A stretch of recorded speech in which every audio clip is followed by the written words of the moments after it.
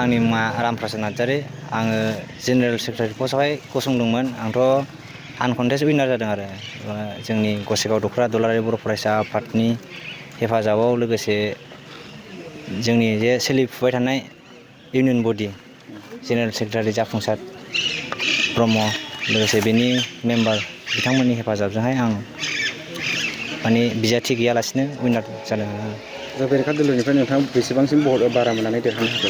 आंनिहाय माबा गैया एगेन्स्ट गैया गासै मा मासियावहाय नोंथांमोना गेलेदोंमोन इलेक्सनखौ? इलेक्सनखौथ' जोंना गासै 13था पस्ट दं बेवहाय 13थायावबो गेलेजोबदों ओमफ्राय 13थायाव पस्टआ मा मा पस्टनि बेयो? 13थायावहाय जेनेरेल सेक्रेटारि पस्ट बेथ' नाम्बार 1आव थाखाबाय ओमफ्राय एसिसटेन्ट जेस बेनिफ्राय मेजर गेम्स एन्ड सेक्रेटारि बेनिफ्राय माइनर गेम ओमफ्राय कालसारेल सेक्रेटारि ओमफ्राय एसिसटेन्ट कालसार दं कालसाराहाय ओमफ्राय boys common room girls common room बेनिफ्रायहाय माइनर गेम्स बेनिफ्राय डिभाइड एन्ड सिम्प'जियाम बेनिफ्राय देरहाखांनायनि उनाव माबायदि मोनदों गोसोखौ? देरहाखांनायनि उनावथ' मोजाङानो नांदों एसे। आदसा नोंथांमोना देरहाखांनायनि उनाव नैबे नोंथांमोननि फरायसालिमाखौ जौगाहोनायनि थाखाय मा हाबाफारि मावनो सानदों?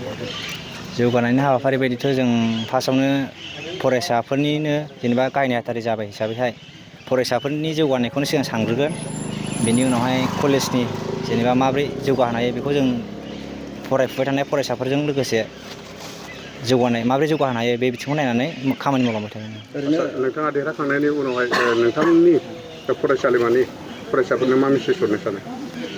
गोजोननाय बावहरदों बयनिसिमबो आंखौ आरो लोगोसे आंनि टिमखौहाय बयखौबो देरहाहोबाय बेनि थाखाय आं बयनिसिमबो साबायखर बावहरदों। आंनि मुङा आनिसा नार्जारि आं एजिएस पस्टआव गेलेदोंमोन बेयाव आङो देरहानो हाबाय गासै टटेल 461 सिट्स मोनदों। आंनि अप'नेन्टआव दङमोन अभिमन्यु दास बियो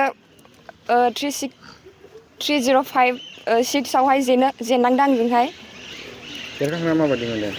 गोसोखौ बिराद गोजोननाय मोन्दों मानोना बयबो आंखौ सापर्ट खालामदों आरो हेफाजाब होदों। एजिएस हिसाबैहाय जेनेरेल सेक्रेटारिजों बिबाना समान समान जायो नोंथाङा कलेजनि थाखाय मा डेभेलपमेन्ट खालामगोन उनावहाय? बेबायदिनो आङो मोजां हाबा मावलांगोन जेरै जिएसखौ आं हेल्प खालामगोन आरो स्टुडेन्टफोरखौ जेरै एडमिसनाव हेल्प खालामनाय बेफोरबायदि खामानि मावलांगोन। गिबियावनो बयनिसिमबो खुलुमबाय। दिनै जोंहा गसाइगाव कलेज स्टुडेन्ट इउनियननि बिसायख'थि जानानै थांबाय।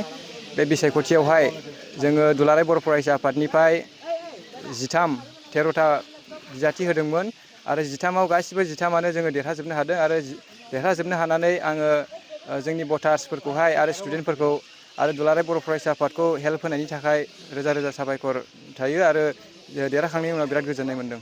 नोंथाङा बै देरहानाय बिजाथिफोरनो सोरखौ मा खावलायनो लुबैदों? देरहाखांनाय बिजाथिफोरखौ आङो इयुनावहाय जाहाथे बिथांमोनहा मोजां खामानि मावलांनो हायो बिनि थाखाय आङो साबायखर बावहरो आरो आसा खालामो बिथांमोनहाबो स्टुडेन्टनि मोजां खामानि मावलांगोन आरो सिगां फारसे दावगालांगोन।